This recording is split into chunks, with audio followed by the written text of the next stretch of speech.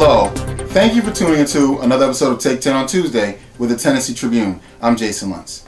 Today I invited a special guest. I'm here with former Councilman Jerry Maynard. How you doing, sir? Good to see you, Jason. I'm very excited to have you here today. As we know, Nashville is exploding. And your last 8 years as councilman, you saw a lot of things that led up to this point. I want to talk a little bit about the last 8 years and any feelings you have about the city. Well, I think the last 8 years have seen tremendous growth. You know, we came from a depression in 2007, 2008, and then in 2009, 2010, we saw incredible growth up to now. In fact, we're one of the fastest growing cities. One of the challenges that we have is that many African Americans and Hispanics and others have not experienced the wealth and the growth and explosion. And my job, even though I'm proud of the 8 years of this expansion of growth and all of the cranes that are in the air and all the building, I am a little disappointed that we as African Americans have not participated in a greater number. And so I've been trying to do everything I can over the last 8 years and continue to do the next 8 years of my life and making sure that African Americans and Hispanics and women participate in this growth. Now, how much of that is a direct result of the council, the government, and actually the citizens? Well, it's a combination of all of it. One, it's the market. Number two, if you look at what's happening with housing, when you had the housing bubble burst, you know, it just burst. And the automobile, and President Obama said, listen, we're going to do everything we can to save the automobile industry. That helped, right? And then it helped when the housing market began to change and come back. But here in Nashville, one of the things that we did that make Nashville very appealing, we built the Music City Center. And by building the Music City Center during a depression, it showed the business community and it showed developers that we were still in the business of doing what? Growing. And so we provided tax increment financing, we provided incentives for developers to come to Nashville and developers who were already here in Nashville and companies to continue to grow despite the fact that other cities were not growing. Now, the African American and Latino, the people of color in the city, do you feel that they did have a chance to participate in all that? They certainly did, just not at the numbers that we wanted. And let me explain. In 2007, when I became a council person, we did not have an MBE or DBE program for minority women and small businesses. What I mean by that is an MBE is a minority business enterprise. A DBE is a disadvantaged business enterprise. A WBE is a women business enterprise. So we did not have a policy that Metro government had that stated that we wanted to have 20% participation of women and minority-owned businesses on our construction and building our roads, our bridges, and our buildings. We did not have that in place. And so a lot of African Americans, women, and Hispanics were left out all these years. In 2007, we passed a law to change that. So it takes time for us to catch up. So we went from zero participation that we did on a Music City Center. We had 13% of African Americans participating on the Music City Center. And the Omni, we had about 15%. Now, 15% is not 20, is not 30, is not 40. But it's better than zero. It's better than zero. That is true. So it's taking us a time to catch up and make sure that we get it. But again, before 2007, we didn't have any policy. So now that we have these policies, what are some ways that we can let the citizens of Nashville know about it? Because there are a lot of business owners, a lot of business owned by people of color, but I don't think a lot of them are even aware of these. You are exactly right. And first thing you have to do is we have to get registered with the Metro government as an MBE. So if you own a business, Jason, and you do construction, let's say you pour concrete, that's not enough. You have to register with Metro government to let them know that you are indeed a minority business. And then by registering, you will receive notices of all the building construction that's going on so you can bid on those contracts. So you're right. Many African Americans don't know, one, you have to get registered, and then number two, after you get registered, that's the only way you'll get noticed. So a lot of African Americans don't know what's going on. So let me give you some examples of success though. There were 50 African American businesses that were registered with Metro government in 2007. Guess how many we have now? Almost 600. Really? So we've gone from 50 to almost 600. Now, is that enough? No. But that's still progress. And so what we have to do is make sure we get the word out. And then we need to make sure that our African American owned businesses have the bonding. We got to make sure that they have the wherewithal by which that they can do the job, get the contracts, do the bidding, and get those contracts so that they can create jobs and wealth in our community. So that kind of leads me to my next question. Now that the 8 years on council are done and you can't run again, you're termed out, what's on the horizon? And I'm sure you are going to be playing a role in that, aren't you? Well, yeah, that's exactly. So we passed two laws that I sponsored. One is I sponsored the laws that states that if any Metro builds any building if they give any tax incentive or incentive to a private company to build a building, they have to use our MBE program, and they have to provide 20% for women and minority-owned business participation.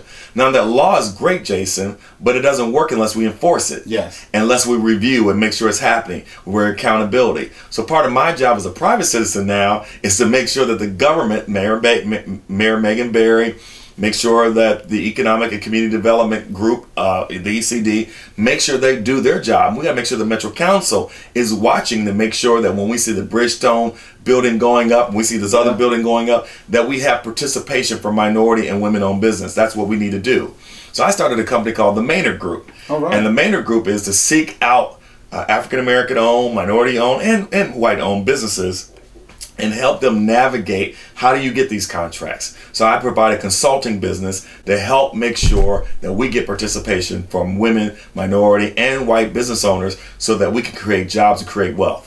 Wow. So the Maynard Group, so you do consultation. I do consulting, so I do government work. So, for example, if Jason has a pouring concrete business, you pour concrete, you hire me, I help you find out and identify what contracts are coming up, what construction projects are coming up. Then I help you as far as getting that bid in, and I help you hopefully that you will get that bid, and you'll get $1 million bid or $2 million bid so that you can create jobs, create profit, and create prosperity for you and your company and for the community.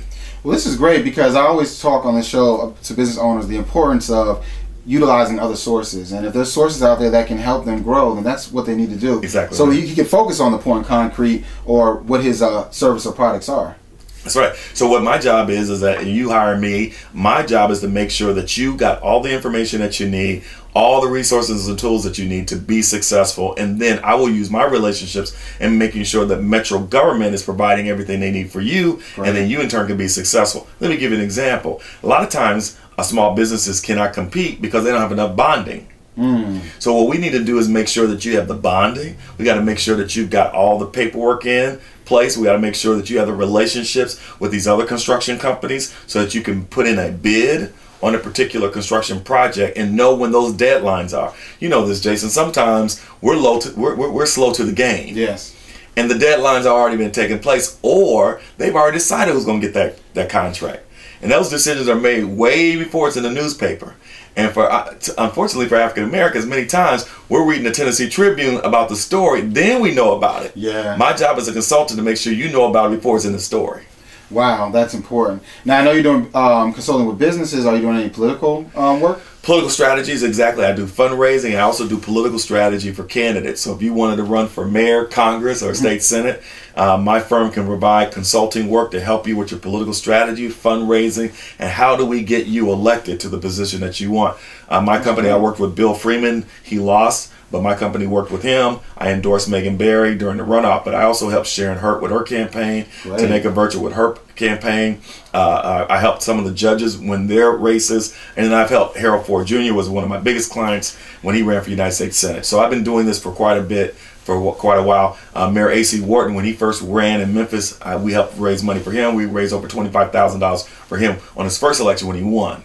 Well, that sounds interesting because so you have experience as both a candidate and as somebody who's worked behind the scenes. That's correct. And by being a candidate, it helps me then be a consultant because I know exactly what the candidate needs. I know the temperament of the candidate, what the candidate goes through. I can also tell that my client, who's now a candidate, I can say, don't make the mistakes I did. These are mistakes I made. Yeah. Or this is what you need to avoid, or this is what you need to do. So by being a candidate and winning county-wide twice, it allows me to get the information that I have and experience so that I can best advise somebody else so they can win. Oh, this is some great stuff. And is there any other service that you're providing, any community-based services? Sure. We're also trying to do community-based services, exactly. And that is, Jason, we provide small business expos. We just had our small business expo at the Music City Center. Thank you for coming. Yeah, it was great. You were there, man. I appreciate you. We had over 400 people come to our inaugural small business expo at the Music City Center. It was incredible. And we provide resources so that small businesses can be prosperous and succeed. So that's what I'm doing right now. I'm working with Shantaz Crawford.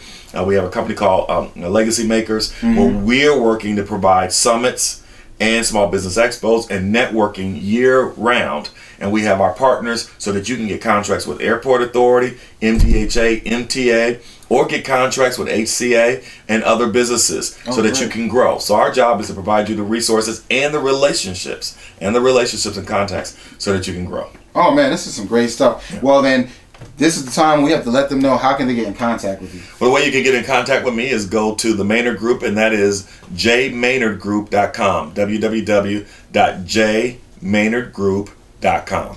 That's great. And before I let you go, I like to always ask my guests about Nashville and the future of Nashville. And I know you played a big part in where Nashville's going. So where do you see us in the next 5 years? Well, in the next 5 years, we have to, as a community, African-American community, we have got to determine what our agenda is, both at the federal level, the state level, and at the local level. And then we got to hold our elected officials and our leaders accountable. For far too long, Jason, we've allowed our elected officials to just get elected, hold the title, and be in photo ops all the time without delivering real change and moving the needle. If we don't do that, we're going to be left behind.